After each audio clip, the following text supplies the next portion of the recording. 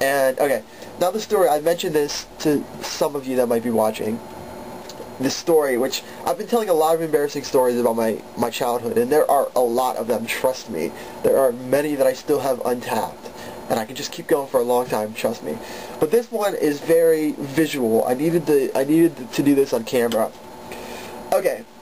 And, first of all, okay, this happened in third grade, excuse me, and this happened in my homeroom of third grade, which, if you're keeping track, that is the same classroom in which the story about the time the whale story in which I urinated myself, that is in fact the same exact room. Well, actually, the story itself, it took place in another classroom, but what precipitated it, okay. In my homeroom teacher in third grade was a teacher who whose surname I cannot remember, but he always asked us to call him Uncle Charlie, and he was sort of a, boisterous, sort of, one of those sorts of teachers who try to, like, be chummy with you, and it worked. He was a good guy, very fun, and we did all sorts of cool things in his class, and so, early on in the school year, we walked in one day and there were a bunch of decorations up for Halloween. And in particular, there was this huge, like, paper cutout, or this huge piece of, like, orange paper cut out in the shape of a pumpkin. And it was the Great Pumpkin, as in from Charlie Brown, which doesn't really matter to the story, but I actually did not recognize that it was from Charlie Brown at the time. I'd never actually seen the Halloween Charlie Brown special, or at least if I had, I'd forgotten about it. But anyway, to me, it was just the Great Pumpkin was the pumpkin in our classroom. And so anyway, in addition to that, he also decided to host a talent show for Halloween. And of course, me being me at the time, especially at the time, I was like a gigantic show-off. I mean, I still kind of am, but not quite to the same extent. I decided, okay, yeah, I want to sign up for it. And I had no idea what to sign up for. So I just kind of, like, arbitrarily was like, song and dance. Because I couldn't really think of, like, any specific thing to do. So I was like, okay, song and dance. That gives me a little leeway to sort of, like, combine things and, whatever. And then I had major writer's block. And at the time, I mean, this was when I was, this was third grade. I was pretty young. So I hadn't really, started writing my poetry or anything. I only pretty much wrote, like, for class. And I was good at it, but, like, this was the first time I had to do something, like, extra. And it kind of, like, I got kind of nervous and stuck on it. So what I ended up doing is I decided to write an ode to the Great Pumpkin, which is very clever, I suppose, to my third grade brain. And I mean, I don't remember the whole song, but it was really stupid. Like, I remember the first verse went like, I'll even sing it. I even remember the tune, such as it is. It went like, I like the Great Pumpkin, he's really cool, and if you don't believe me, then you are a fool.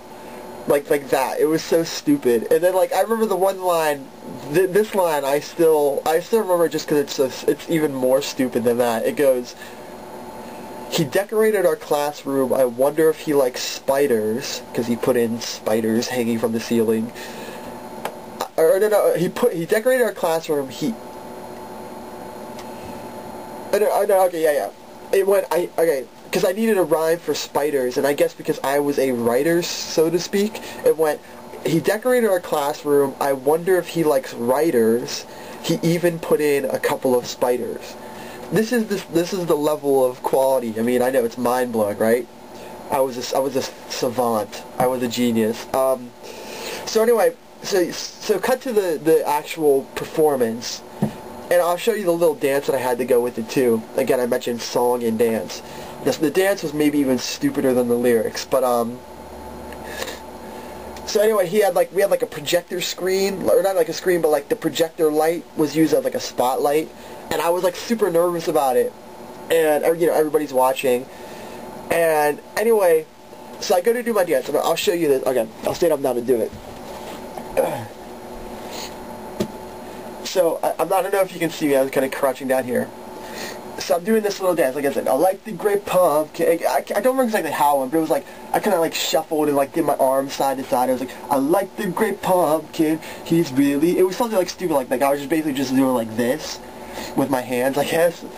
And anyway, at the end of the song, I don't remember how the lyrics went, but at the end of the song, I went, yeah! Like, I shouted, like, yeah! And I did, like, a slide on the floor. So, but the thing was, when I did it, I got, like, major rug burn on my knees. So what ended up happening was, like, literally, this is verbatim. I'll try to do the noise exactly how I did it. Because I told this story for years. People forced me to tell it because, you know, kind of like the whale story, my friends always goaded me into telling the story because it was so embarrassing.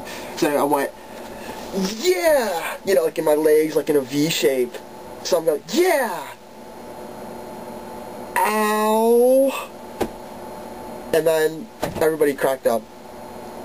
And yeah, I know it's a stupid story, but it's worth telling because this is how I deal with my shame. No, obviously, it's just a stupid story that I thought would be kind of funny to share. And now that you know a little bit more about my embarrassing life, I believe it's time to say goodbye. And I will see you on, I guess I might do a video blog from my time in Boston like I did for Rockstock, so maybe I'll see you then. Later, everyone.